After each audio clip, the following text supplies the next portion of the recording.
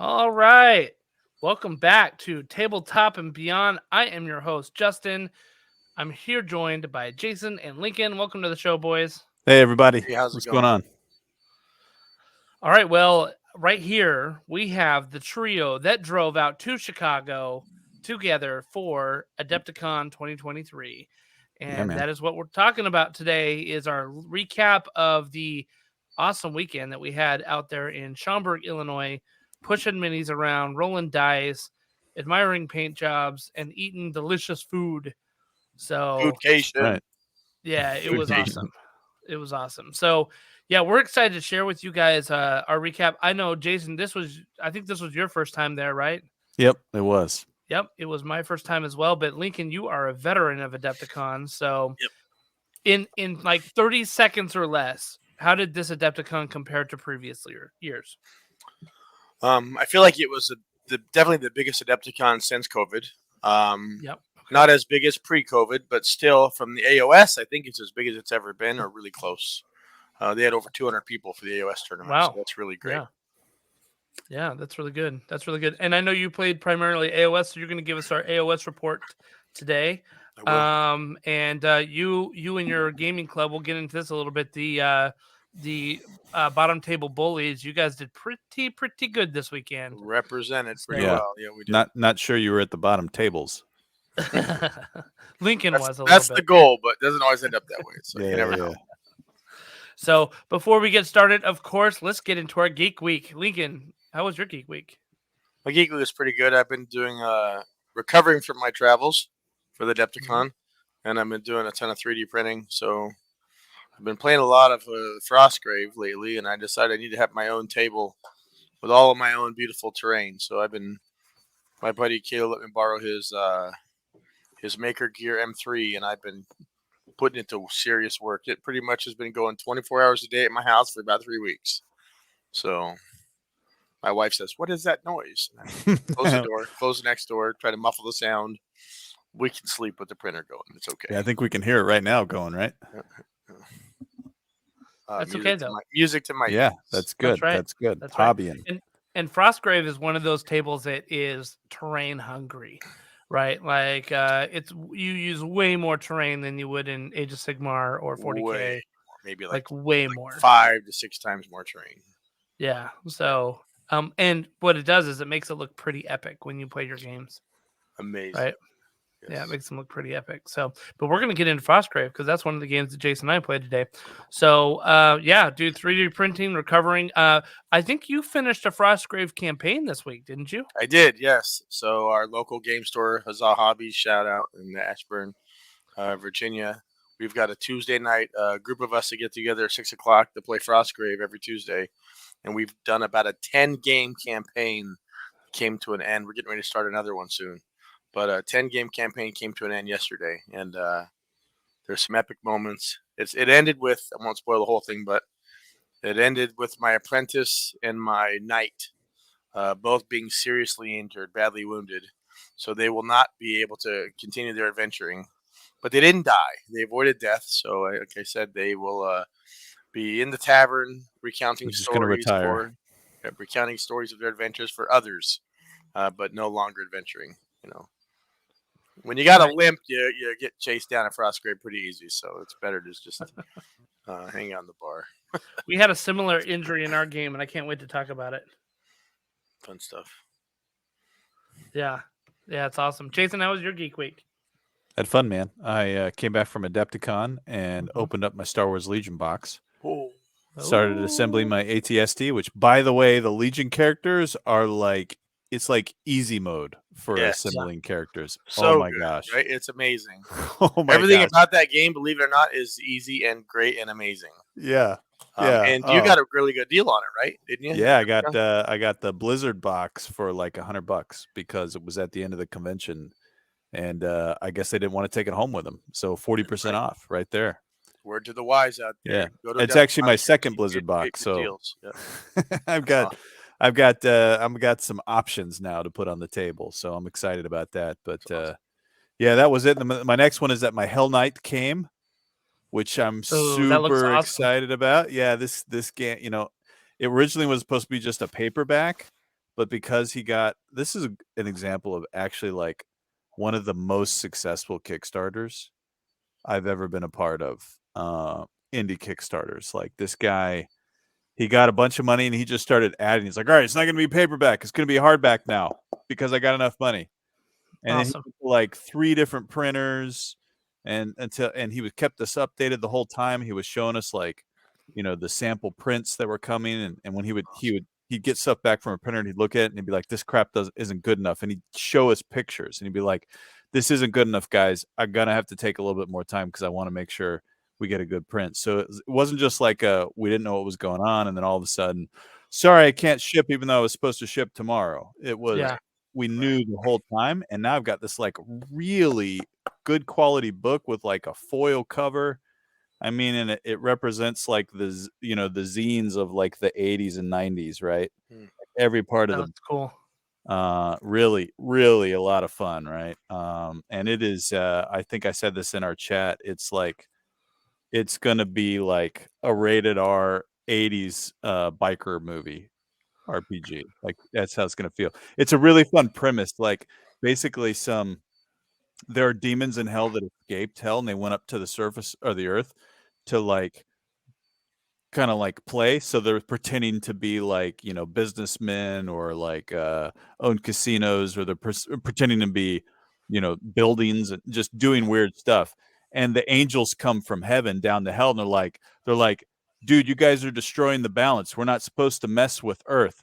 Angels stay in heaven, demons stay in hell. So fix your problem. So the players are actually hell knights that are sent from hell on bikes to go hunt down the stray demons, bring them back to hell.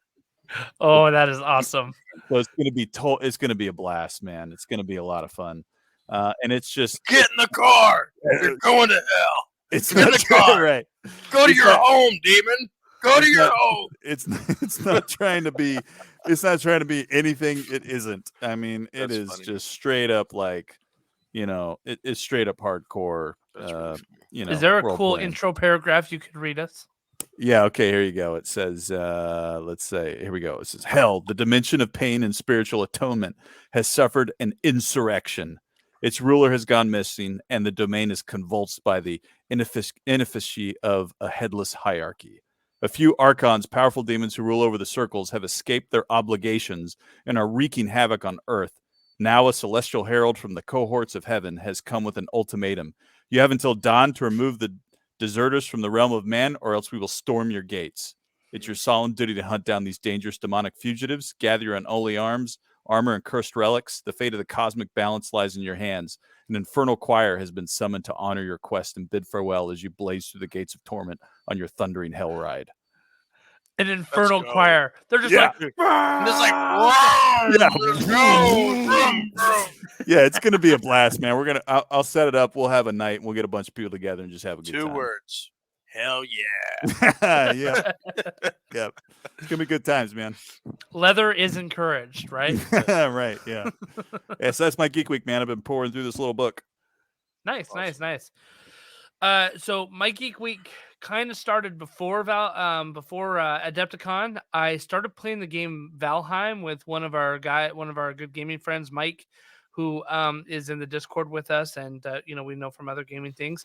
It's fun. It's like Minecraft meets Nordic Vikings, right? So if you've ever played like Ark or some of these other kind of like first-person survival games, that's not like pixelated like Minecraft, right? But it's kind of the same concept. You go beat up some trees, you get some wood, you build an axe, you build a stone axe. You know what I mean? You do those types of things. But like the buildings you can make are much cooler because it's not just like pixelated blocks. Like you actually build like Viking Valhalla homes, that have walls and stuff like that. Yeah.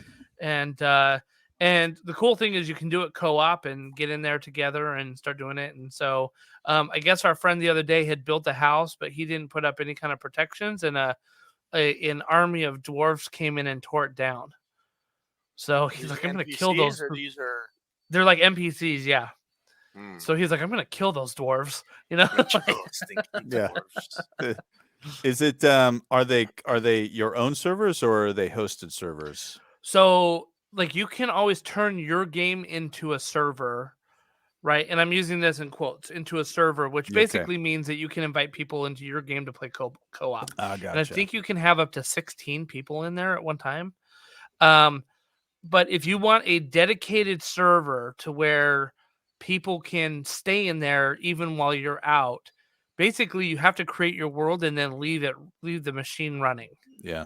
To be able to do it. So we did that back when I used to be heavy into Ark. I was in like a guild that played Ark Evolved, and they had guys that would buy extra Xboxes and accounts and would leave their Xboxes running in the basement 24/7 so that we had a common server we could all jump onto.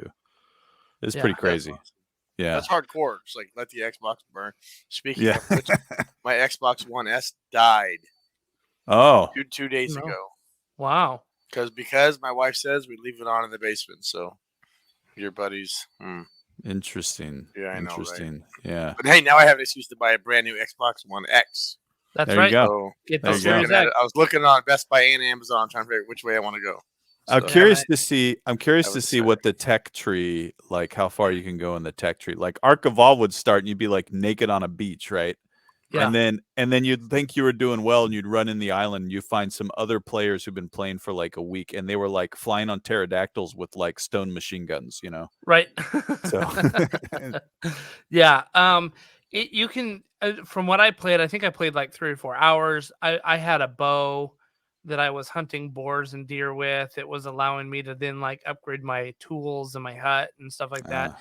And the cool thing that I like about this that I didn't really necessarily get in Ark. Now, granted, I didn't play Ark very long, but as soon as you like get to your world, there's this crow, the spiritual crow. So the story of Valheim is that Valheim is like the underworld, like the deep, deep underworld, and there's these like monsters that are kind of like creeping up out of that and then terrorizing the other like heims, right? The other worlds in this Nordic thing. And so Odin has sent his best warriors who died down there to kind of keep it under control. So you're one of these warriors that are born down there, and you got to kind of like survive. And then as soon as you get down there, the bird says, hey, this location I'm marking on there is one of these like mythical beasts that you're going to have to kill, but you're going to need to level up right away. So like right away you have a quest, right? Like like I need to kill these things, and it's all PvE. It's not any PvP, right? Because your friends are in there. So like random, you can't. I guess you could, in theory, make it open to anybody in the world, and they could jump into it. But that's not really my style. I'd rather play with people and defeat the elements around me. You know what I mean? Word. So yeah, so I did that, and then I've been picking up again the Black Company book, which is by Glenn Cook. I finished the first book. I'm on the second one. Again, this it's really cool. It's a dark military fantasy, right? So these guys are like mercenaries, and they're hired by this sorceress who is totally evil, but they're doing the job because she's paying. You know what I mean? And it's not like the alternatives are that much better. Like it's pretty dark. It's like a dark fantasy, right? So it's kind of like, well, if you're not on this side, you're on that side, and it's the pastures aren't greener over there, And so there's this mercenary company doing it. The first book, this was this guy's first book that he wrote, and it was a little choppy because he was kind of writing it in a style of like how. Well, let me put it this way: the main character is an analyst. Not analyst, a chronicler, right, in the annals that he writes in. And so what you were getting were sort of his writings into the annals to record like this company's history, right? So it felt like almost like a war diary, like almost like if you were to get like letters from Vietnam, like kind of like that, like telling the story.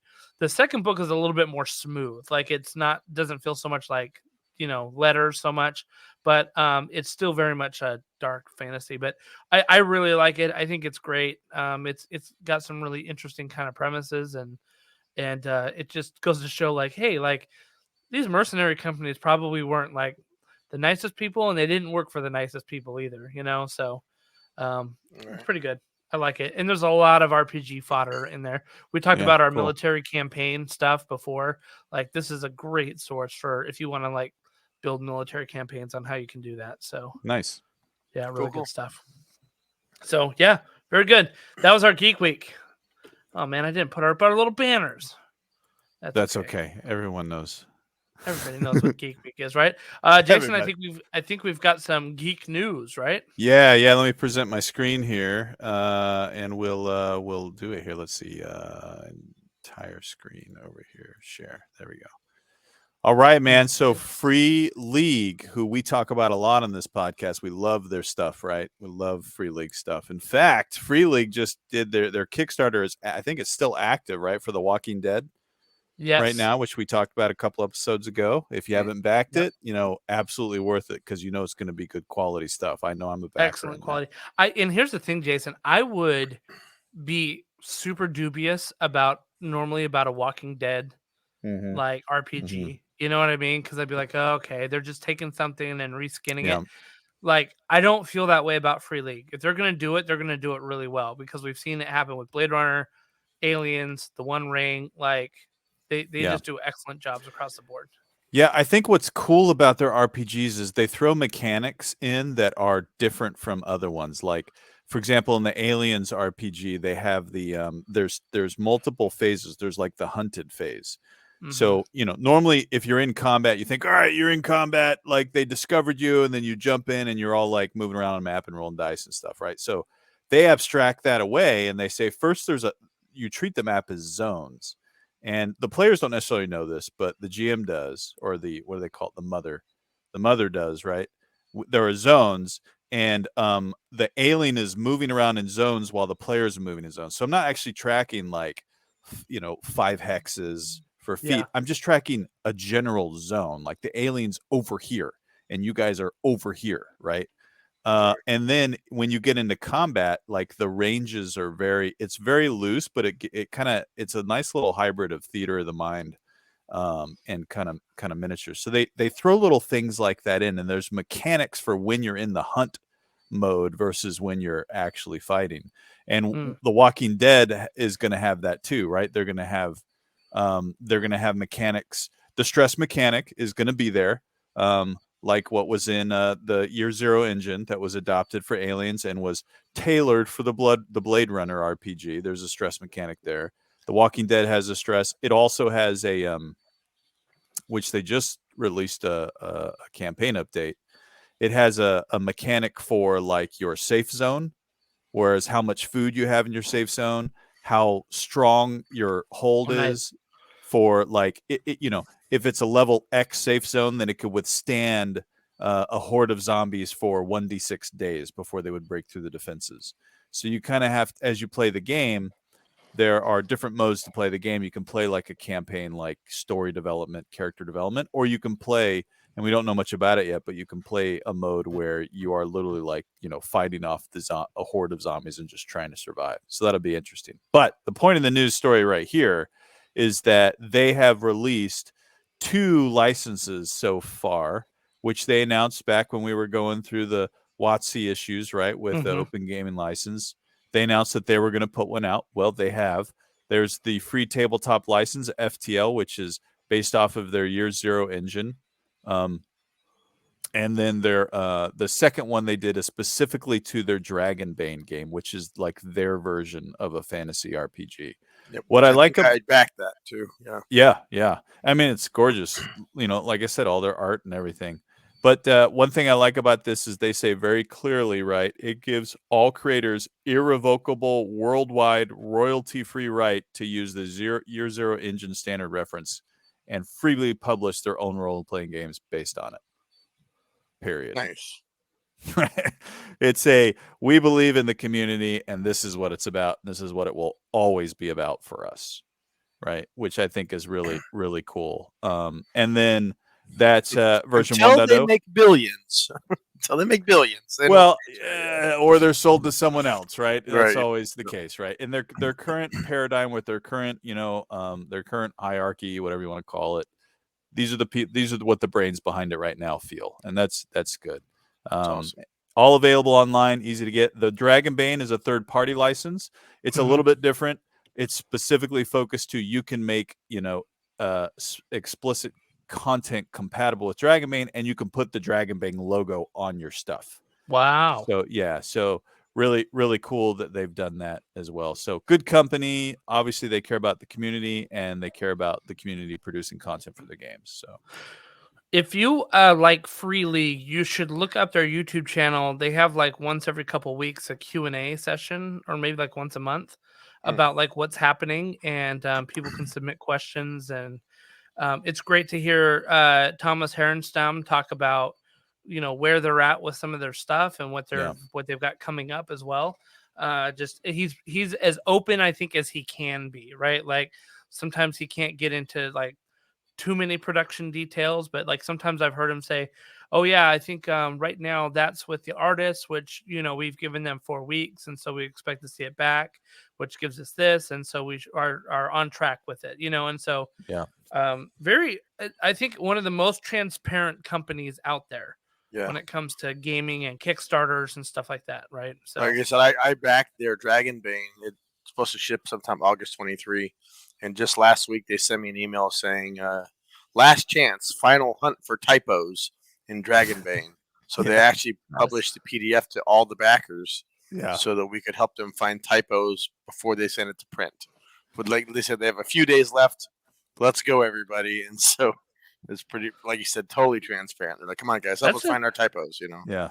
Pretty That's cool. a great way to do it too, because it's like, you know, you'll go through a book and you're like, oh, there's a typo, and it's like at that point there's nothing they can do about it, and that many eyes on it, they'll catch them all, you know, that with that many people. For sure. So really cool. And just from their last Kickstarter, they did like almost or just over $750,000 before the pledge manager. So wow, pretty awesome. 11,684 backers. Yep, good stuff. Yeah, great, good stuff. That's really great. Any other news, Jason? No, I think that keeps it short this episode. Okay, great. Sounds good. I can't wait to see what stuff the community is going to put out for Free League. Yeah, man. So it's going to be great. All right. Well, let's get to our main topic then, which is Adepticon 2023. So this is our official recap of it, official Tabletop and Beyond recap. The journey started with a 12-hour drive from Northern Virginia to Schaumburg, Illinois, which is just northwest of Chicago in the suburbs there. And I think the biggest thing that came out of that is that Lincoln can probably talk for 8 hours straight about Frost. Yeah, totally.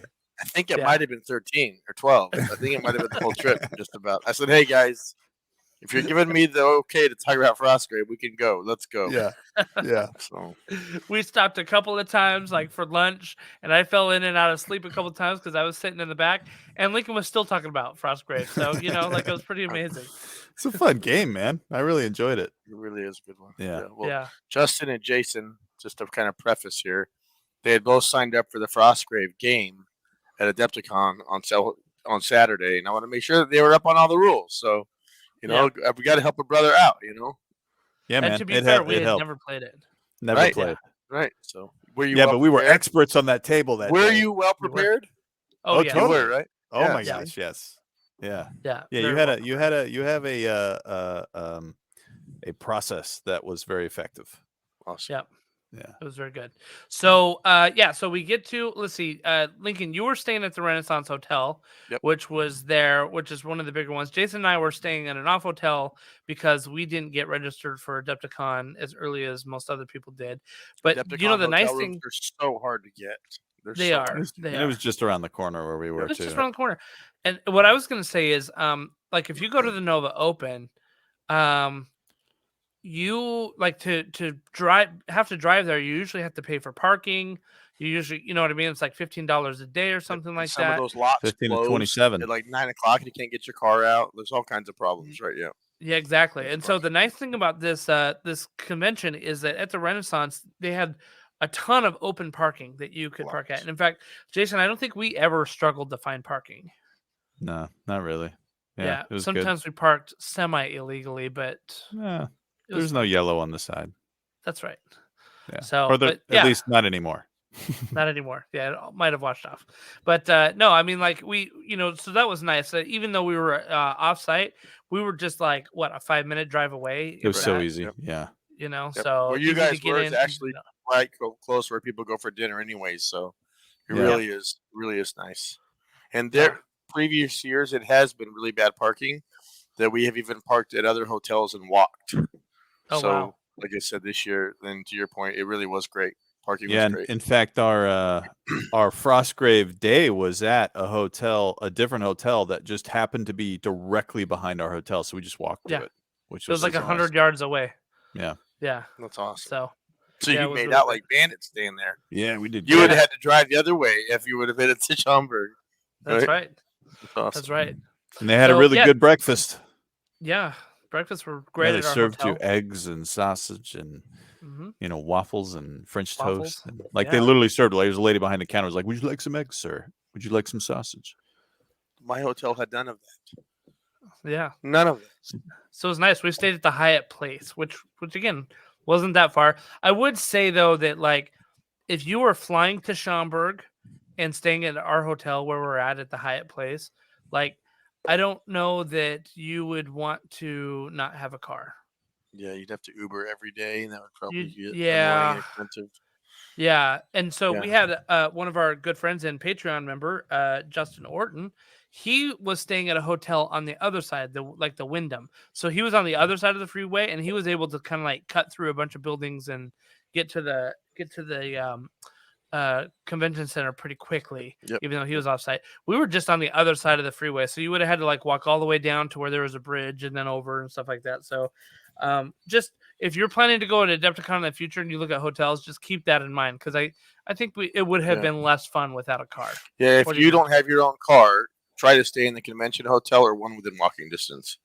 Otherwise, make sure you're driving or get a rental car or something. Yep.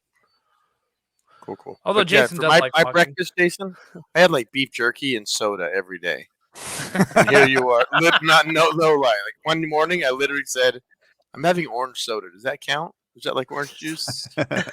Beef jerky and orange soda. Like, terrible. Breakfast of champions, right there, Lincoln. Yeah, right. Yeah, breakfast. And I was like waiting for the waffle machine to ding. I was like, "Oh, fresh hot waffles right here." It's like fresh the high school hot waffles, right? Yeah, that's right. The only downside is we had to have syrups and packs. Ugh. Yeah. You so poor bougie. thing. Horrible. Yeah. First world problems. You poor thing. Yeah. So that was good. So we get there the first night. We get all checked into our hotels and stuff like that. And when we got there, that line to get into registration was so long. But the thing is as with every convention, and this is just kind of tricks of the trade, you always want to get your badge the night before. Like you never want to try to wait the next morning to get your badge because inevitably you'll be late for your event. Right. And Adepticon is pretty cool going. Like if you don't have your badge, they don't send you away. But it's not like they're not scanning badges and that kind of stuff. I don't think I even showed my badge to anybody. I think one day I left my badge in the hotel and it just. Yeah. If you know where you're going right now, when you get your badge, if you have like upgraded attendee packages like VIGs, very important gamer, then that badge has on the back of it the items that you get extra. So like I ordered a hoodie, Adepticon 2023 hoodie, and that was listed on the back of my badge. Yeah. So if I had not gotten my badge, I would not have been able to pick up my hoodie. So, Yeah. So, one thing, Lincoln, that I thought you did well is just said, "Oh, the line's super long. Let's go play a game for a little bit," right? Mm-hmm. And we went and played Dark Mage's card game, which is an excellent quick party game. You can play with I think up to 6 people, 12 people. We played up to 8 before, So okay, 8. Yeah. So you can play up to 8, and it's just a lot of fun. You roll some dice, and we had an epic game that night where Jason would not die until he did.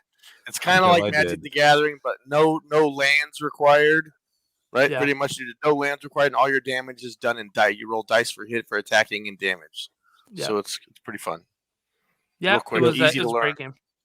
Yep. Yeah, we picked it up pretty quick, and then by the time that we were done, we were able to get down to the badges, and I think we only stood in line for like 15 minutes or something like that, and got there. Yeah, I've been doing Adepticon since about 2010, so I've been through all the tricks. I know that, hey, just wait till later. We'll go down whenever all the tryhards have gotten through the line. We can pick up our badge at the end. No problem. Yeah, because it was getting hot, sweaty, and stinky in that line. Just walking through it. Yep. So yeah, that was pretty good. So that pretty much capped our night there, and then we started early the next morning. Jason, we did the Warcry GT, the grand tournament, which was a 1-day tournament. It was 4 rounds. There was initially 36 people that signed up. 6 people ended up dropping before the tickets closed, I think a couple of days before Adepticon started. And then there was a couple of no-shows that morning. So I think all said and done, we had 28 people in the tournament, which is still a pretty good size for Warcry. I think that's one of the biggest ones that we've had in North America. I think, Warhammer World in Nottingham, UK has had some bigger ones, but I think this is maybe the biggest one that we've had so far at 28. So that's really good. We're not going to break down the lists right now. We're going to save that for our Winning Warcry podcast. But we will talk about some of the highlights.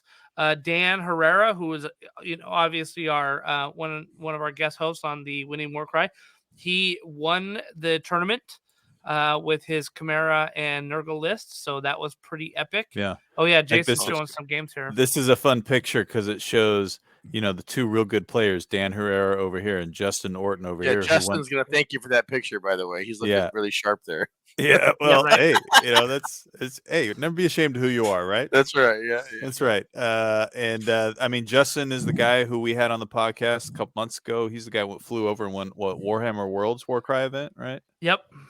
Right. And then we got Dan Herrera, Salty Sea Gamer, right? This is the champion table. This is going for first place right here, and just look at their faces. Looking at their table, right? Yeah, and then look at second place right next to them. These guys are laughing and having a good time, and these guys are like, "Oh my god!" They're like working out the win, and the other, how do I get that W? And the other guys are just having a hell of a time.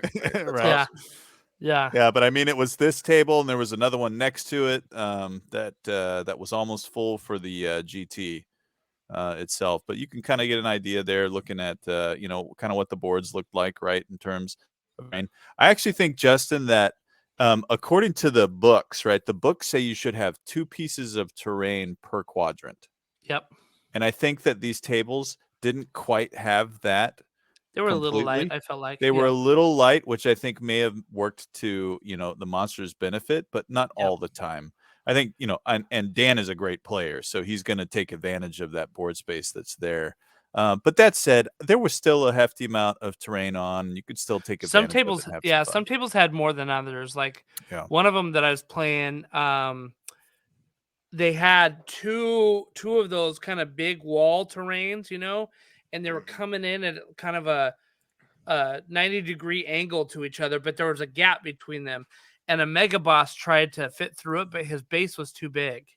Yeah. And the guy thought he could just go through it. And I said, I think that is that's an obstacle. It's not a doorway. It's not a doorway or an arch. That's an obstacle.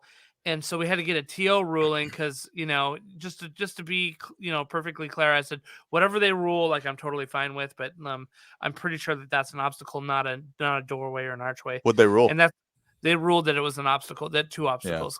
I could understand the confusion because they had put a bridge over the top of it. So it looked like an archway, right? But it wasn't an official archway. If you look at the picture, that front, you see that front bridge, Jason?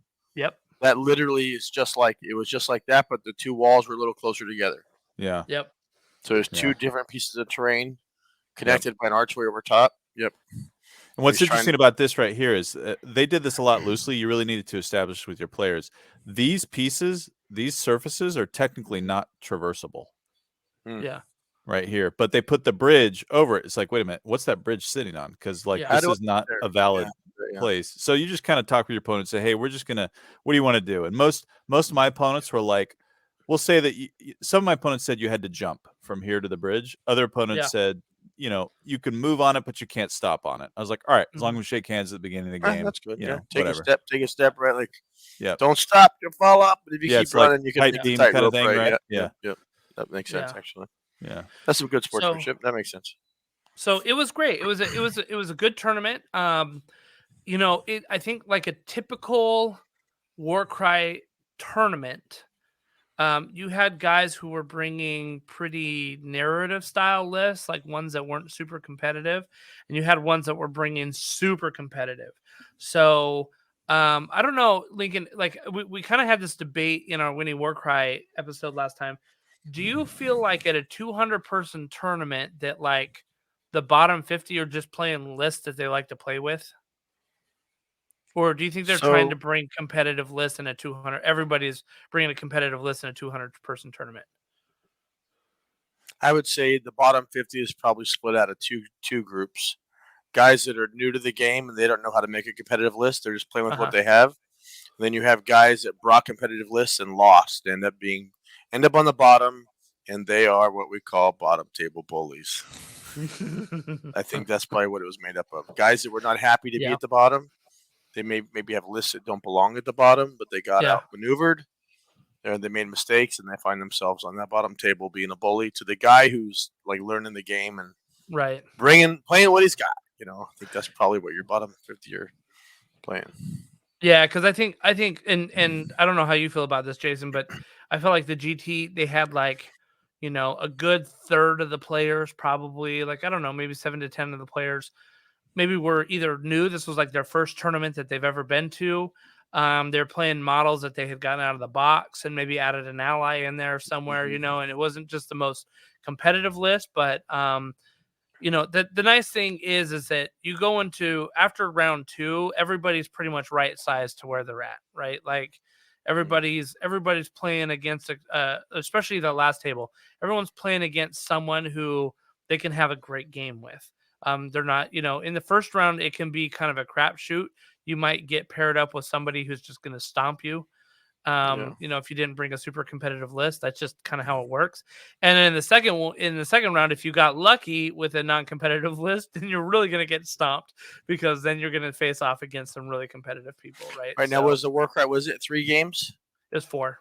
4 games. Yeah. Yeah. I would say I would think maybe round 3 would be the best pair. Yep. Your best pairing, because I could see, like, let's say if you and Jason, for example, both seasoned Warcry players, you guys could easily get matched up playing each other round 1, and then whoever loses, some poor sucker's got to suffer through you, right? Yeah. On the bottom table, right? And then round 3, you're going to find yourself back up playing higher caliber players that know what they're doing. So yeah, depends on how many rounds are on the tournament. Yeah, round 2, I faced off against Justin Orton, who ended up taking 3rd place. And then round 4, I ended up facing off against Peter Merson-Cabbage, who was at our tournament. I think, Lincoln, when you came by, you saw me playing Peter. Yeah, Peter's a great guy, too. Really nice guy, good player. Very competent player, for sure. And he took 2nd. So I ended up getting 12th overall, and my 2 losses were to the guys who took 2nd and 3rd place. Right? So...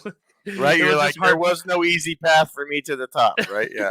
Yeah, right. Sometimes that's how it goes, man. Sometimes that's how it goes. Yep. Yeah. One of my losses in the individual for AOS was against Tyler Mangle. And he's, he's kind of a famous guy. I don't know. I know he plays competitive and he wins, very seasoned, and I just drew him as an opponent, so that's how it goes. Yep, definitely. Any other thoughts on the Warcry GT, Jason? On the GT? No. I think hats off to the judge, who unfortunately all I have is a picture of his back right there. I didn't get a picture of him, but who I think was his name Steve? Yeah, or Chris? That sounds about right. Steve. Yeah. Thanks, Steve. If you do hear this eventually, for running this for us. It's always fun to get a competitive day in to a game that probably has, as we saw, a much larger narrative side. It was fun to get that competitive side in, so appreciate that. You know what was great about this too is that he kind of readily admitted, he's like, I'm running in this event, but I'm not perfect at this, right? Like, and I think that's kind of a story for everybody who is interested in running an event out there. You don't need to be perfect at running an event to actually run an event. Like, and there's a couple of times that he asked me, he's like, wait, what's the rule on this? And I was like, oh, okay, yeah, it's this rule. And I was able to point it to him in the core rule book, right? And he's like, okay, that's the rule. So it's totally fine. I mean, being a TO just means that you're kind of organizing things and making sure that the counter's starting on time and that people know when they're supposed to end, and making sure there's any kind of disputes that you can just kind of resolve them. And Again, you don't have to be perfect or the most knowledgeable about it to run an event. So if you've got fears about doing that, like you want to run an event, but you feel like you might be inadequate, go for it. Like you can do it. Like it's great. So yeah. Lincoln, why don't you give us a rundown of the AOS GT? That was your first 2 days there, right? Yep. So AOS GT, just over 200 players, a wide field. I saw a couple of new players, maybe like, let's say 5% were newer players. But there was Adepticon is not the most competitive AOS tournament. It is not. This year, the AOS tournament was not ITC, which is the ranking system for worldwide for AOS. And this year, Adepticon chose not to have it be an ITC event. It was, however, a golden ticket event for Games Workshop, which means the winner, the Adepticon, they kind of pride themselves on, they are wanting to reward players that know how to play, but also enjoy the rest of the hobby. So they have beautiful painted armies. They have good sportsmanship. So they give their 2 overall player awards with the highest battle points, sportsmanship, and paint, the golden tickets. And those golden tickets this year are going to be to go to the GW championship in Atlanta, and they provide the winners with literally a golden ticket. I sent you a picture of that with Caleb and Duncan, who won it here in just a second. And it literally is like a Willy Wonka golden ticket, and they pay for their airline, they pay for their food, they pay for their hotel, their taxi, shuttle service, everything for the entire event. Last year it was in Texas, and Caleb and Scooter both went. Guys at my club, great friends in New of Mexico. mine. In New Mexico, thank you. Yep. They went last year with their gold. They both got golden tickets. So, my first game I won. There's Caleb on the left, and that's Duncan Bills on the right. Both members of the bottom table bullies. So we went 1 and 2. Our club went 1 and 2, and we got the 2 golden tickets out of 200 people. So, hats off to those guys. Duncan played a Lumineth list, and Caleb plays his Zeech Demons. So those of you that follow AOS probably know Caleb already. He's somewhat of a superstar when it comes to Warhammer. Great guy, fun player, and a super tough opponent. That after my first game I won, my second game I ended up taking one by Tyler Mangle, and then I won my third game against a new KO player who had all of his dudes in boats, let's say that, and I was able to surround his ships, and I shot them so they didn't blow up, but I got them really close, and then I charged them, surrounded them, and just poked them enough that they exploded, and all the guys couldn't get out, so they died. So it was a really. What turn really was that in? Like turn 2? Bottom of 2, right? Yeah, it was top of 2 was my turn, and then he didn't really get a bottom of 2. That was it. So he lost like 1,200 points in one turn when the guys couldn't get out of the boats. But I played a really, really, really tough Stormcast list. I ended up going into my least favorite pairing twice. That was against Nurgle, and those are the 2 games in that tournament that I lost. Actually, I ended up 3 and 2. I was really hoping for a 4-1. I went 3-2. The Giants that Jason's showing now, that's the army that I actually played in the team tournament that we end up playing on Saturday and Sunday. So before we get to the team tournament, there's a little bit of controversy surrounding the AOS ending, right? Like the GT. For sure. So yeah. So why don't you give us a little dish on that? Yeah, because Adepticon, like I said, they award those golden tickets to the top 2 overall. They announced before the tournament started on Thursday that they'd be making those awards after the top 5. So after 5 rounds, they'd make the announcement for best overall. And then the winners of the top 5 after the 5 games, the top 8 players after 5 games would make what they call the final cut. And it'd be another day on Saturday where the top 8 would play until only one player wins. Well, the problem with that is that when you take, groups of people and you travel across the country and you spend thousands of dollars in some cases to play games together, and you have a team tournament on Saturday and Sunday, and your buddy, in this case Caleb, is in the top 5, or he's in the top 8. Sorry, after the 5th round, he can't play with you in the team tournament on Saturday because he's got to play in that top 8 cut. So Caleb said, "Hey, I got my golden ticket." Duncan said, "Hey, I got my golden ticket," and they both dropped from the tournament.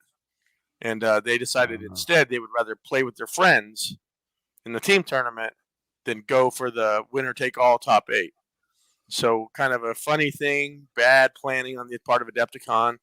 Anytime you have an overlapping event with a team friend event, I think you're always going to lose out to people that want to play with their friends. And I feel like maybe some, in hindsight, they probably should have done maybe a bracket system where you enter the tournament on day 1 and you randomly get put into bracket A or bracket B, kind of like an NBA, right? East versus West, whatever. And then throughout the 2 days, you get to where you can have 5 games and have an overall winner because maybe you're doing, 125 people in one bracket, 125 people in the other bracket. And then they play each other, and then the last game is the winner of the 2 brackets, right? Play each other. So take a 3-day tournament to just 5 rounds and have an overall winner. So hopefully we gave them that feedback. Hopefully they do that next year because nobody wants Adepticon, unlike LVO and some of these other ones. LVO is a tournament. People go to LVO to play in a tournament. It is not a con. Right? It's not a convention that you go to hang out with your friends to buy stuff. It really is just you go to play in a tournament. And I feel like Adepticon is much more of a convention, right? You're there to see new games, play lots of games, and definitely spend time with your friends playing in some of the best team events in the world. Honestly, in 40K and AOS, some of the best team events in the world happen at Adepticon. And so we really, as a team, we went to Adepticon for the team event, not necessarily for the championship. So a little bit of drama because Caleb dropped out, Duncan dropped out, and what happened was like the top 16 became the top 8 because they had 4 people drop out of the top 8 to play with their friends. Wow. And so did John Anderson end up winning, the Lumineth player who actually lost to Caleb? He went 4-1, and he still made the top 8 because of all the people dropping out. He went on to win the top 8, but probably shouldn't have been there if Caleb and Duncan and everybody else would have stayed, right? He wouldn't have been there. But a little bit of drama that way, right? From what I understand, it sounds like they may be revamping some of the competition next year so that this doesn't happen. Because I know that from the optic of like some of our competitive player friends who were staying at home, they saw that Caleb won his golden ticket and was like, "I'm peacing out." And it sounded like, he was just kind of being selfish about not wanting to play the extra, the top 8. Just because it's like that, it looked like that. They posted it on, I think, Twitter where it said like Caleb Walters dropped in top 8. You know what I mean? Yeah. And so people are like, dude, he just takes his stuff and goes. Well, that wasn't it at all. He wanted to play with his friends. Yeah. Right. They literally made him choose. You can either play with the top 8 let's think about this, right? For all those competitive players out there, you go with your friends, you spend thousands of dollars, you travel together, you're staying together, you pay money to play in a team tournament. Yeah. And now you decide to stay in that top 8. You lose your first game on Saturday. And now you're doing nothing Saturday and Sunday because your friends are playing the team tournament that you can no longer play in because you're not allowed to play, not allowed to change players in that team tournament on your way through. Yeah. So he made the decision that, he'd rather play with us than play by himself. So, well, hopefully it's a lesson learned for people running cons and for the Adepticon folk. I definitely think it is, for sure. Yeah. So tell us about the tournament, the team tournament. Team tournament was great. So our team was bottom table bullies. I was team captain this year. Scooter, who's there in the yellow, he actually put his medallion on the TO, if you can see here to the right, just being silly. The TO said, "I've never had one of these on before." He was all excited because he was wearing Scooter's medal for a minute. Scooter played Warclan's Iron Jaws. Shocker. Yep, shocker, right? He's probably the best Iron Jaws player in the world. And then Caleb played Disciples of Siege, Guild of Summoners. So he was playing 1,000-point list summoning turkeys, right? 2 to 3 turkeys a game usually. And then Tim Howarth on the far left there. Tim was playing Stormcast. and he was playing with a Knight Draconis and 4 Stormdrake guards, so a real tough dragon list with Stormcast. And then I was playing Sons of Behemoth Stomper Tribe. I pushed 2 models around the table for 2 days, and I had an amazing time. One, because look at those models, expertly converted and painted by the Walters brothers, Scooter and Caleb. Caleb does all the converting, Scooter does all the painting, and just amazing. You can see there, it's just so much stuff going on with those models. The hot dogs, they've got a cooler full of sodas, the Statue of Liberty. Like, it's just amazing. Look at the toenails on that guy, right? It's just so much fun. I think one of my favorite parts is you can kind of see in the back here. There's a little grill. There's a grill barbecue, right? Yeah. And then there's a cooler with an ice box back there, right? That Caleb cut up little tiny cubes of resin and put them in to be like ice cubes. They just spent so much time on these 2 models. For those that are listening, like, these are 2 giant behemoths that probably stand like 18 inches tall, something like that. Yeah, they're big, and they are painted and converted to be at a 4th of July celebration. One looks like Uncle Sam, the other one has like a British flag hood on it. They're shooting off fireworks. One's carrying Old Glory, and they look to be at picnics, right? Like, one guy's got a bottle of beer spilling out, the other guy's got the Liberty Bell hanging from his waist. Like, red, white, and blue birthday, red, white, and blue cake on the picnic table, and hot dogs on the picnic table. It's just amazing. It's amazing. It's amazing. So I had a War Stomper and a Gatebreaker, and we just had a ton of fun. Our last game, I'll talk about that, was probably my most favorite moment of the tournament. One of the 2, and that was turn 1 charge. My general he has Eager for the Fight. And the Amberbone Totem, so that allows him to run and charge.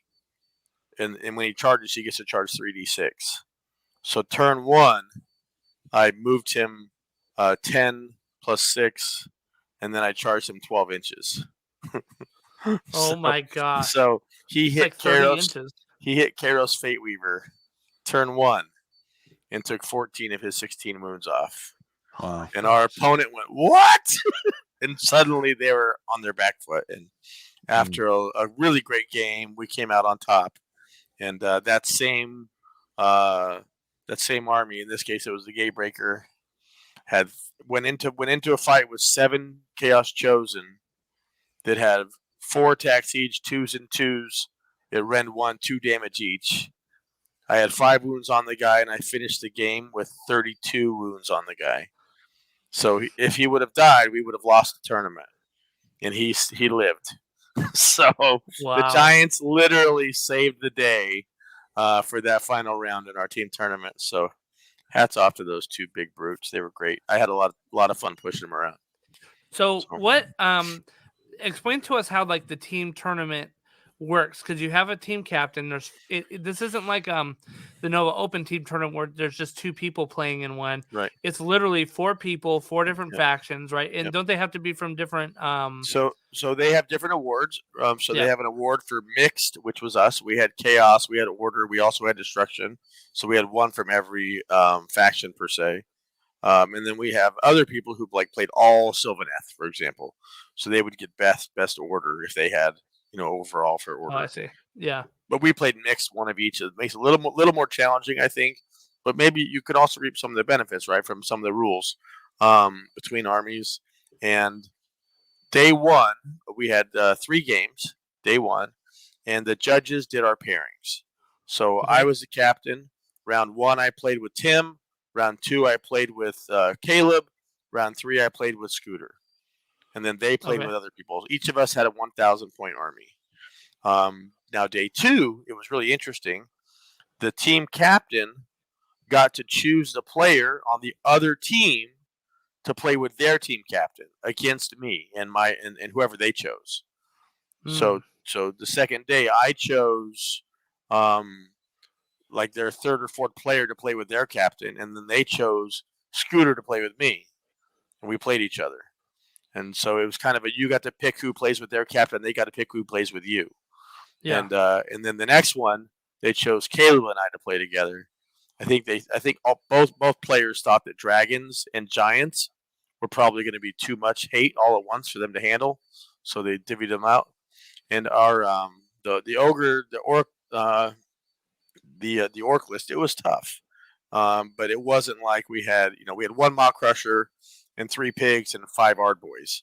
So on paper it doesn't look really strong. So it's just really about the synergy that we're able to build with all the lists that brought us out on top. But we had a great time playing, man. That's the best part of Adepticon for me, is playing with my friends. Championship and the gold ticket is awesome.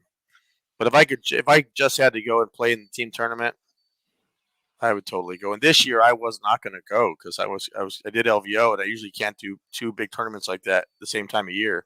Mm-hmm. And we had a friend of ours who couldn't go, so I said, hey, they asked if I would come in and play, and I said, I'll play. So I played the Giants, and I'm happy we ended up winning overall. Nice. It was great. Yeah, very Good cool. times. Very cool.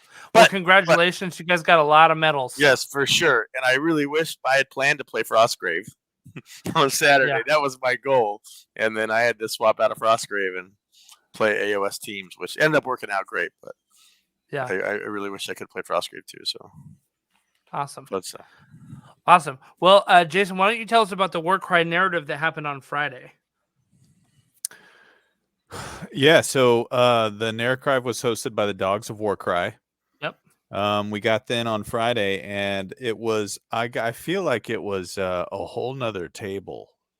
There were, how many people were there? Do you know how many people were in the Narative? They were looking for a couple. I think there was like 36, maybe. Yeah, 36. It was close. It was a lot, which was really cool. It was an interesting way they did it too, because whereas in a more of a competitive tournament, you're going to have pairings. The first round of pairings is typically random, right? But then it's based off of winners and losers kind of brackets. Where these guys, when you first came, you picked 3 different areas that were like the motivation of your warband. Mm-hmm. One was, of course, like power. Where like my warbands come into the Gnarlwood to get power, seek after power and glory. Yeah. Another one was knowledge and wisdom, and another one was treasure. So what they tried to do was, based off of what your kind of motivation was, they tried to pair you up that way initially. And it was really loose. It was kind of like, if you see someone you want to play with, just go play with them, right? Or just sit down, and if you don't know and you're not social, just sit down, and we'll make sure that somebody sits down at the table with you. That's how I ended up finding my person. I wasn't social, apparently. I felt like it worked well. Justin Orton picked me the first. Hey, Jason, let's play a game. Like, oh boy. Yeah. You had like a hard-hitting Stormcast list, and I had the Untamed Beast. I'm like, well, I'm a little squishy here, but what was in his Stormcast list? Inquiring minds want to know.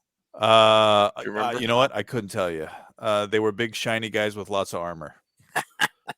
I play Stormcast. He was running Thunder.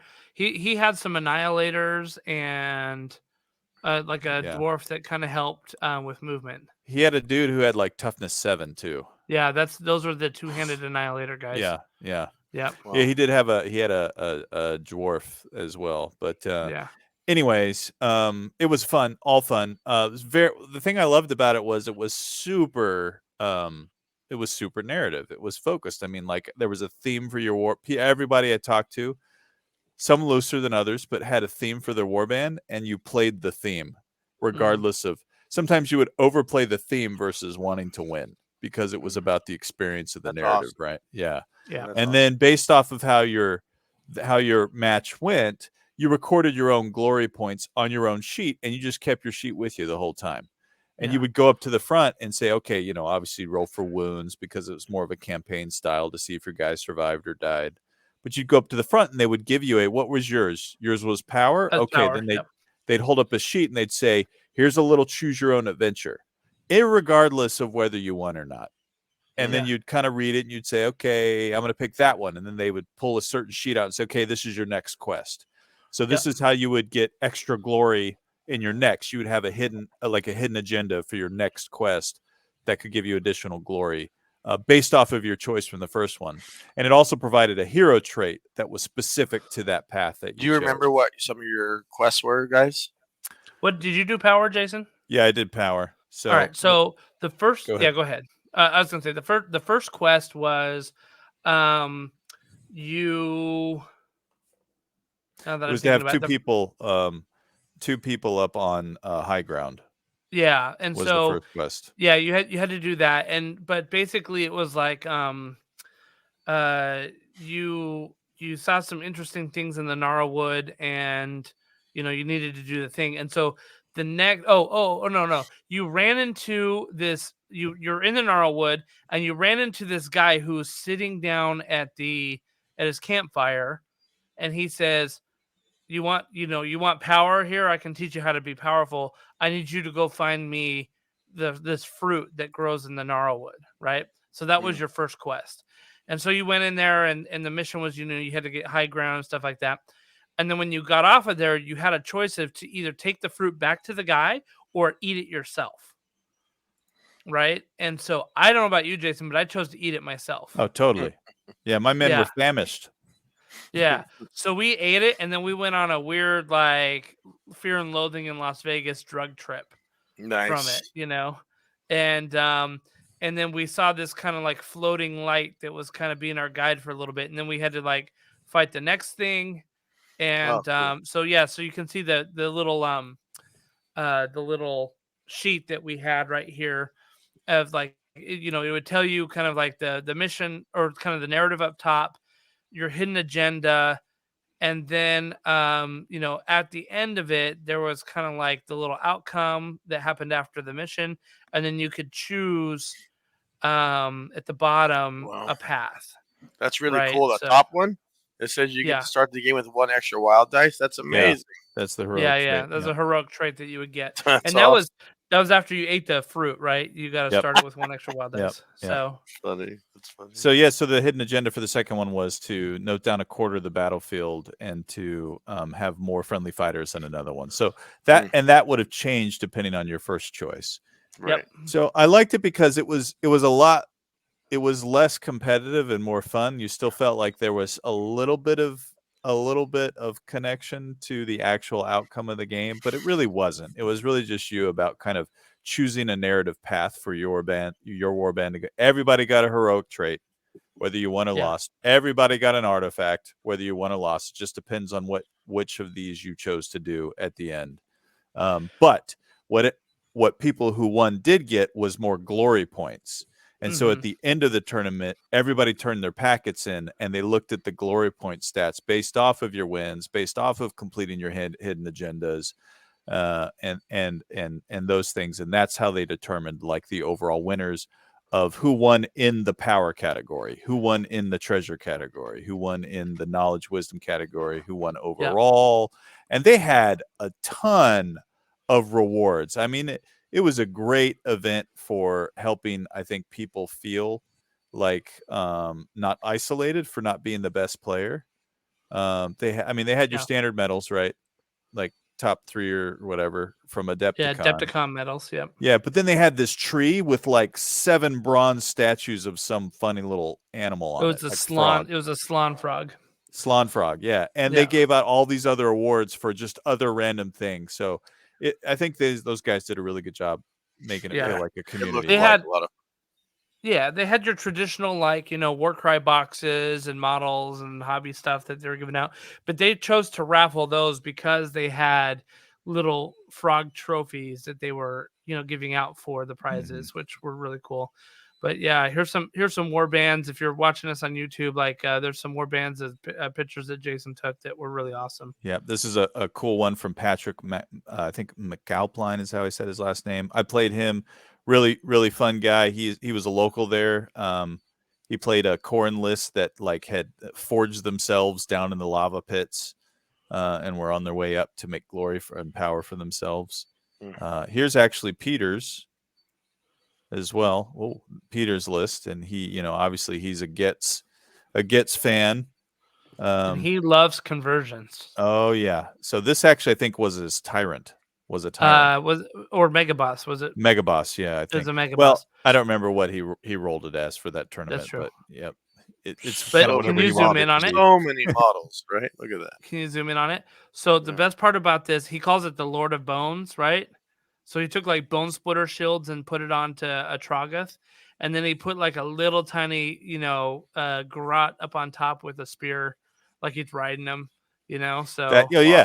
I think this was his. I think he used this to do both Mega Boss and potentially Tyrant, because I know he added that spear for the ranged attack for the Tyrant. Okay. I don't think he ran it as a Tyrant in his in the narrative list though. But anyways, yeah, ton of models, right? So many models. Yeah. Yep. So let's see. There's where's the one that won Best Painted? I'm trying to find it real quick. Here we go. It was the Nurgle one, I think. This was a great looking one here. Let's see if we can zoom in. So I will say this. I felt like if you did your models in bright colors, that you had an automatic leg up in that room, because the lights were a little dimmer. It was. And so like mood lighting. The more muted or desaturated models ended up looking really dark and kind of dingy.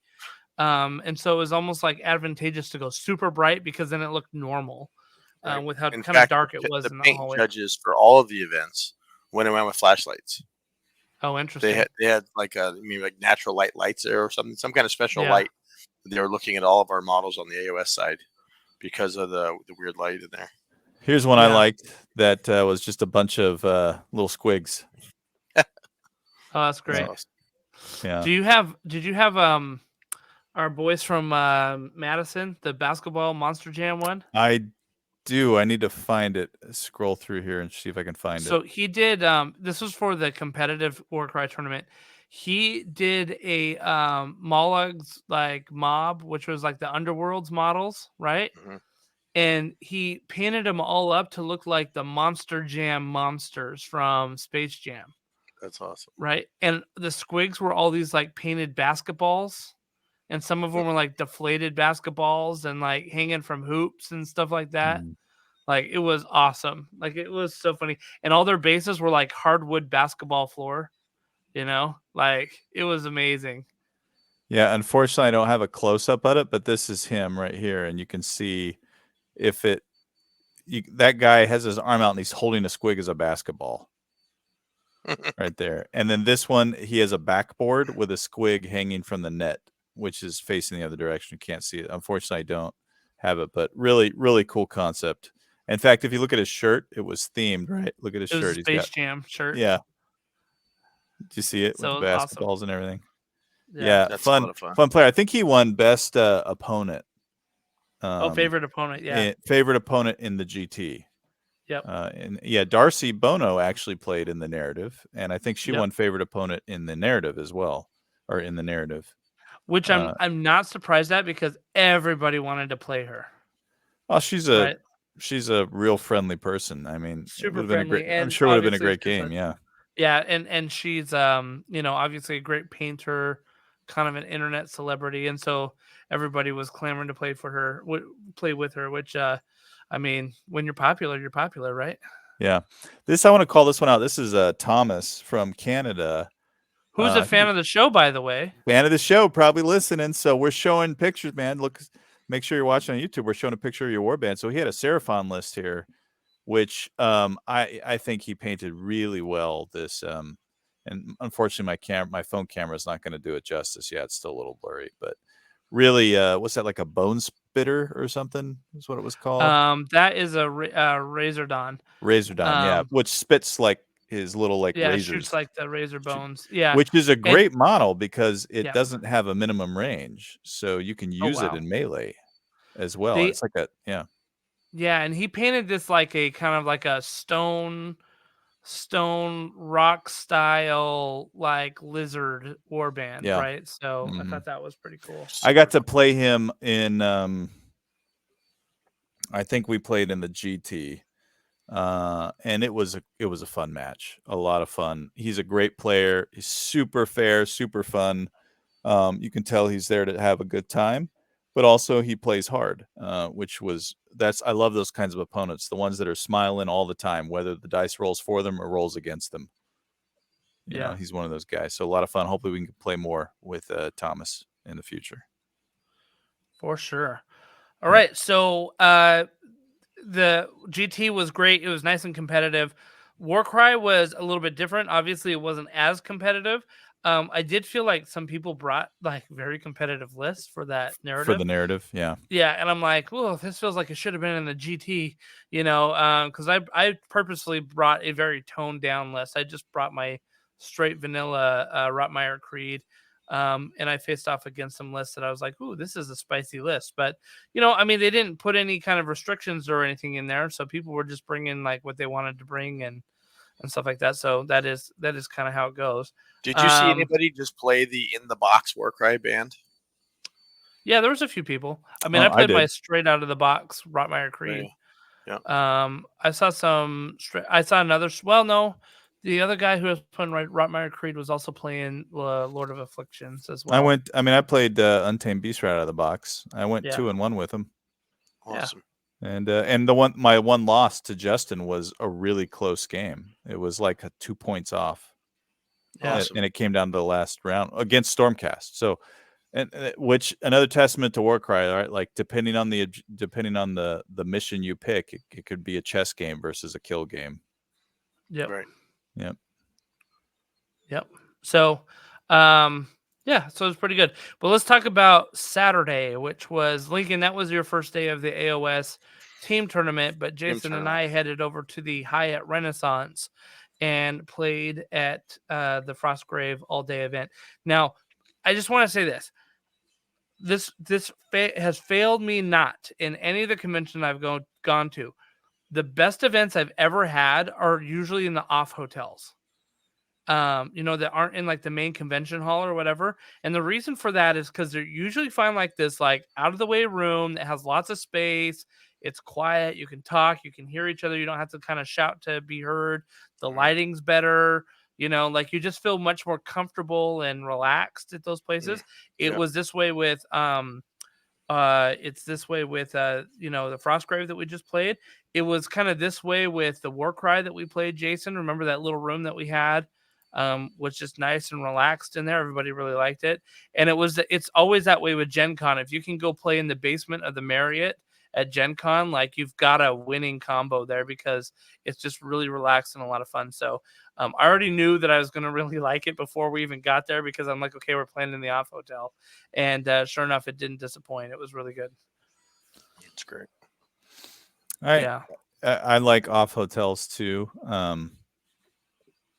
This one, we also had the benefit of being in one of the convention halls that was off from all of the others too. So it was a lot. It was very, I don't want to say quiet, but it was isolated from the other events because I did go down around to where most of all the others were in one hallway. Yeah. And it was a lot louder and felt more like the open area there where there was a lot of like the historical war gamers that was going on. And this is kind of a newer thing for Adepticon too, the fact that they've grown so much with so many games.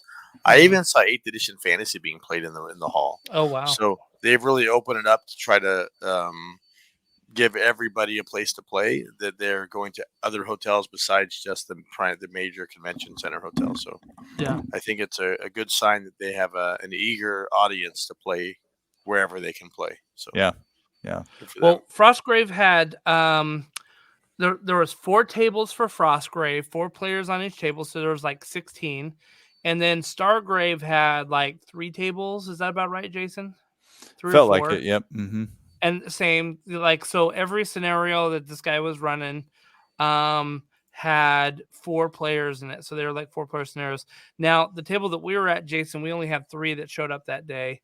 So we just played a 3-person event, which was totally fun. I think that there's some drawbacks to that just because of where you had to place your army. Mm-hmm. I got caught in the middle in the second game, and that I felt like I was getting, I was stuck behind a rock in a hard place. But it was a good like learning lesson, and kind of had to try to figure out what was up. But yeah, we had a really good time there, and I think, Jason, this was our first time playing Frostgrave ever. Well, that's not true because Lincoln, the night before, Lincoln walked Jason and I through a game, which I thought was supremely helpful. Like we really kind of walked into that feeling confident that we could play and run our game. And it was good because Jason and I played in our game, and the other guy that was playing with us had only played one other game, and it was with his kids before, right? So so we had the opportunity to play. I thought that the table terrain was really good. Like it just really felt thematic as you're playing on it, and yeah, it just we had some great scenarios that we did. Yeah, very, very snowy. I think I was worried at first about our first game because there was this giant open kill zone area right in the middle, right? But it ended up playing really well. You know, we used a lot of we used a lot of smarts. I think we used the terrain to kind of edge in with the trees. And I think that was something that I started to notice about Frostgrave is because of all the terrain and because of the way the mechanics in the game work with giving you cover if you're touching terrain, it felt more thematic of people like really, you know, shuffling from tree to tree to try to get up there while avoiding the archers that were kind of shooting down the kill zone. But even with that, man, I think Justin on one of those turns, I cast like this crazy spell that gave you like -4 because there were flies all over your head. You moved and you still shot and like took a guy off the board. Like that's what happens when you roll a nat 20. You were rolling hot, man, in that game. Pick them up, baby. Yeah. Yes. Furious Quill, is that what your cast? Or anyways, there's some really good spells. It's like in that game. stinging flies or something like that. I don't remember. Yeah, biting flies, I think. Biting or something flies like that. or something. Yeah. That's great. Yeah, there's kind of a rule in the core rule book. It says, you know, if possible, there shouldn't be more than 12 inches of line of sight ever in the game of Frostgrave. Just to kind of, you know, you don't want these guys are shooting bows and arrows, right? They don't have rifles, so they shouldn't be shooting 30 inches across the table at you. You know, I mean, but it's a good, looks good. The table looks great. Well, I think the reason why he had that open, right? Because this was a custom scenario that was developed for this con. And right in the middle of that table, you can see that there's a figure standing on top of a treasure token. And he was our shadowy figure, right? So he was trying to kind of like do something to the treasure. And then the rule was is that if he saw a warband, he would jet. He tried to get out of there as fast as he could, right? And we were each given secret missions. My secret mission was to follow him off the edge of the board. Jason, I think you had to subdue him, right? I had to try to subdue him, yeah. Yeah, so he had to do a damage to him, and then if he did, Jason could then drag him off the board edge like a treasure. Nice. And then the other guy was trying to kill him. Yeah. Right? Oh wow! So you're trying to keep him alive. You're trying to kidnap him. The other guy's trying to kill him. Yeah. So I realized I made the mistake of whenever I was attacking that guy, I had Justin roll for him. I shouldn't have done that. Because like, I mean, I had like 3 guys surrounding him. Yeah. I'd come up as like, this is gonna be the subdue hit. I got like a +6. I'd roll and Justin be like natural 20. I'd be like, got like 5 natural 20s that first game. Yeah. I was all set too, man. I had a teleport potion. I was gonna knock him, subdue him, and then I was gonna teleport to the board edge. Yep. Look at that. So yeah, best laid plans made laid the waste, right? I know. And the other guy kept trying to shoot like crazy, so I was trying to take care of the other guy. He was given a bear, right? Because he was like a level 2, right? And so he sends the bear right over to me, and of course I'm like, you don't want to do that. He sends it right over to me, and my wizard says, "Oh, I'll just cast, control animal, and that's my bear now." Right. And so then I turned that bear around and ate his apprentice. Right. Right. So you told me about this, right? So one of the great things about Frostgrave is that there's the other players, but generally there's also wild creatures on the board that you have to interact with. And and one of the great things for Frostgrave is that you don't have to be the same level. Right. A lot of these skirmish type games where you have a campaign, you level up. Sometimes players that can't play all the time, they get left behind.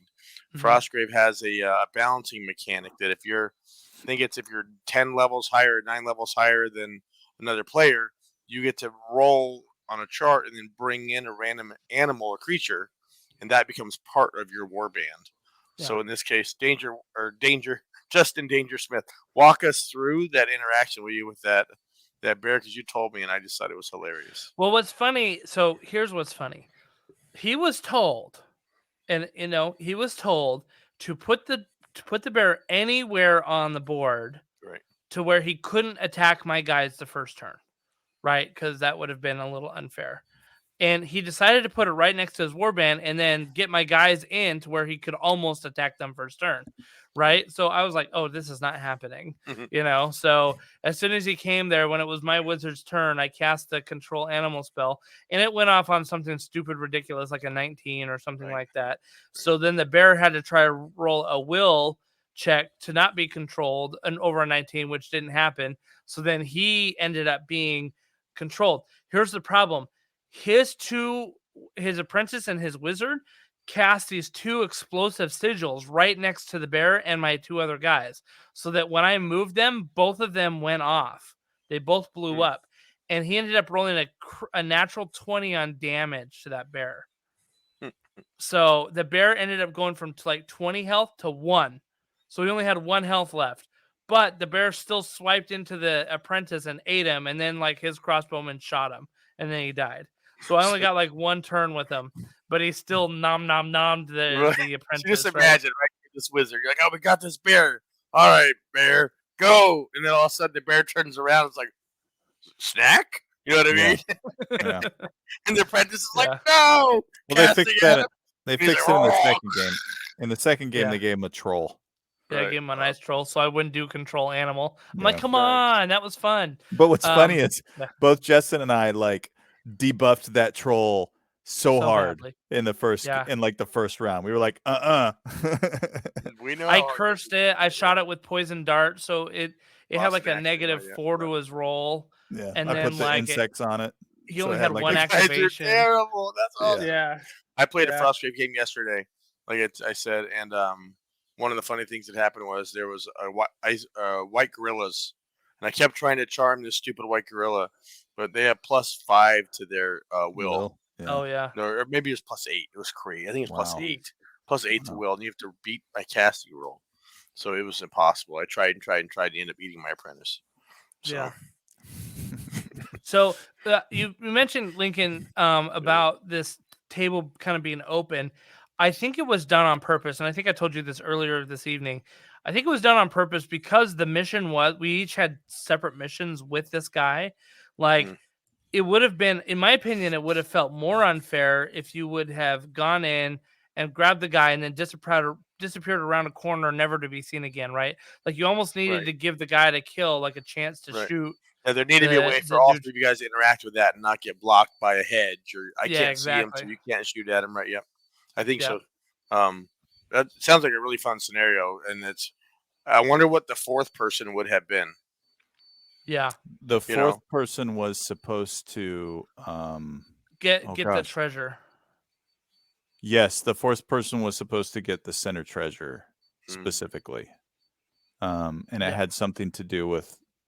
It had something to do with learning about the treasure that was in the next game. Yep. Gotcha. Was that the ice troll? Yeah. That's the ice troll. Yep. That's a great looking model, by the way. Yeah, right? I've got that model. It's a D&D model. Looks super I painted great. one just like that, except he's green. Yeah, that picture's our next one that you can see the shadowy figure right there on the right. Nice. I was fighting him down there. When Jason snapped that picture. But this one was really great. Like the terrain here, there's a lot of buildings. There was like platforms and things like that. Yeah, the snow looks great. Look at it, man. That looks awesome. Dude, his snow was legit on this one. It was really good. You have to ask him what he used for that. Be very interested to know. Yeah, it was really good. And obviously most of this, you can see kind of the lines of the 3D printer on the stones there. Yeah. But most of this was 3D printed, but it looks so good. It was very well done. Frostgrave games are usually made up of beautiful tables, which I really love. It makes it a lot more epic feeling. Yeah. So. Cool. Very cool. Very cool. Yeah, overall we played 2 games. That's all we ended up playing. We played 2 games. But it was just an absolute blast. We had a great time. And then the other nights we played some games, right? We played Secret Healer one night. Lincoln, you walked us through Frostgrave another night.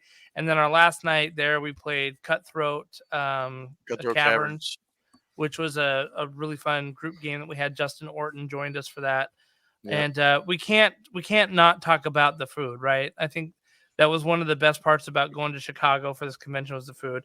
And Jason just pulled up a picture there of us at Giordano's. Yeah. Yeah. Yeah, in That fact, was we had amazing pizza. we had just so a great much food to eat.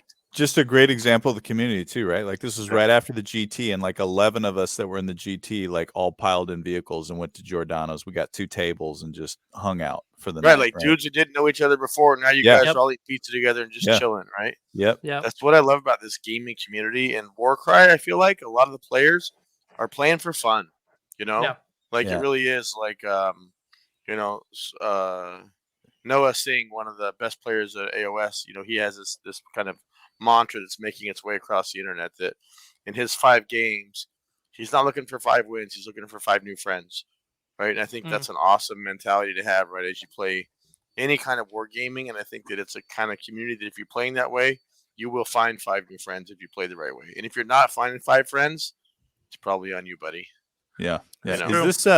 Is this Stephen Colbert? Did he photobomb? Or probably. Kind of looks like Stephen Colbert, doesn't it? He knew we were playing and where we were going for dinner, so he wanted to get in our picture. The last place we hit before we got out of town was Portillo's, man. There you go. That was good Chicago style dogs. So we got some Chicago style deep dish and some Chicago style hot dogs. So good stuff. Good eats out there in Adepticon. Good time. There was one other restaurant that we went to, Lincoln, and I got this bacon wrapped meatloaf that was just incredible. Awesome. Like it was the best meatloaf I've ever had in my life, and it was so good, and the potatoes were so good. And they give you 2 of them. They give you 2 of them over mashed potatoes, right? Like it was so much food. It was so much food, and I just couldn't stop eating it. And so when I got done, Lincoln's like, he's gonna throw up. Like I was just like, oh, and it instantly hit like food coma. I was like falling asleep. I think we got to the car. Justin was snoring before the door closed. Like it was like that kind of food coma. Oh, dude, I was so out. I was so out. But it was so good.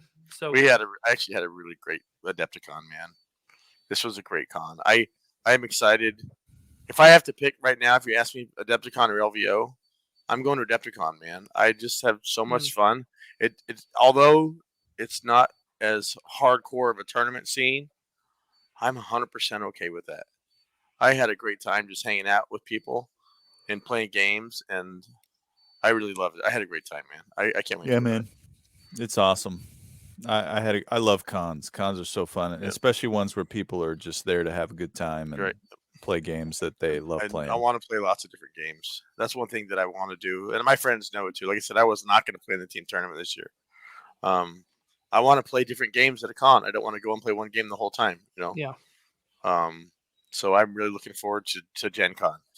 Like that is the next thing on my wall. Man. I cannot wait. I'm so pumped to go to Gen Con, man. So because you've never been to Gen Con to play games, right? Right. Right. I've only ever worked at Gen Con. I worked at Gen Con for maybe like, I don't know, I guess like 8 years or something.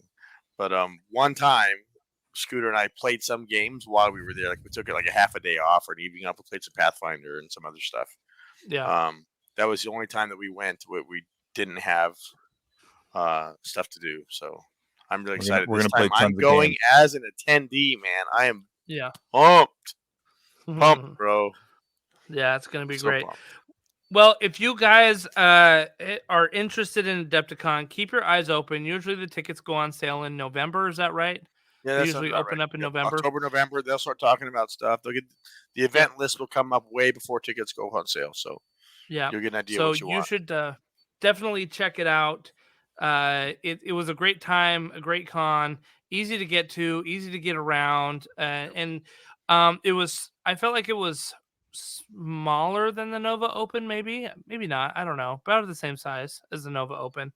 Definitely smaller than a Gen Con, but what that did is it created kind of more intimacy there in the games as well, right? Like you saw people over and over again, you made friends, you saw your friends in the hallway.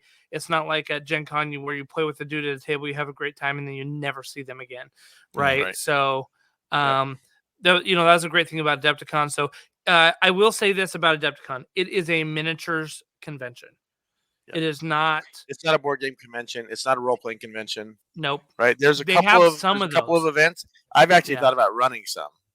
Yeah. Like not kidding, because I think that there is a need for it. So like I said, it's been growing a lot. It's at different hotels now, right? And so I could see them definitely doing maybe as it grows. I would love to see an RPG night. I would love that, dude. Yeah, let's do it next time. Like Saturday night, an RPG night goes from 9 until 1 or something like that. Let's do it. Be awesome. Yeah, it'd be great. So, yeah, Adepticon was great. We encourage everybody that was thinking about it to check it out next year. Well, I know I'm pretty sure that I'd like to go back and have it on the calendar, because the nice thing is it spreads out some of my conventions a little bit, right? And it's a good one to start the year off with for sure. Yep. So, well, thank you everybody for listening to the show tonight. We are grateful for you listening to our ramblings about conventions and all that. If you feel inclined to support us, we have our Patreon that has different levels that you can support us at. The link is down below in the description. And if you are interested, go ahead and click that and see what you got for us. We have some new products coming out soon that as part of it. And I know I got my disco light. We're gonna get Justin a new I think Justin's going to a dance after this. Yeah, exactly. I think I need new lights. So your Patreon funds will help prevent Disco Justin. So we don't want Disco Justin. We don't want him. We don't want him. Nope. Disco Stu doesn't advertise. So yeah, anyway, but if you're interested in supporting us, we would love the support. We appreciate it. And we appreciate our Patreons who are there helping us right now. So thank you to everybody. Thank you all for listening. Let us know what you think of the episode. If you were at Adepticon, let us know what you played. And otherwise, everybody keep the dice rolling and have a good night. All right. See ya. See you later. I can't wait to see you across the table. Let's go. That's right.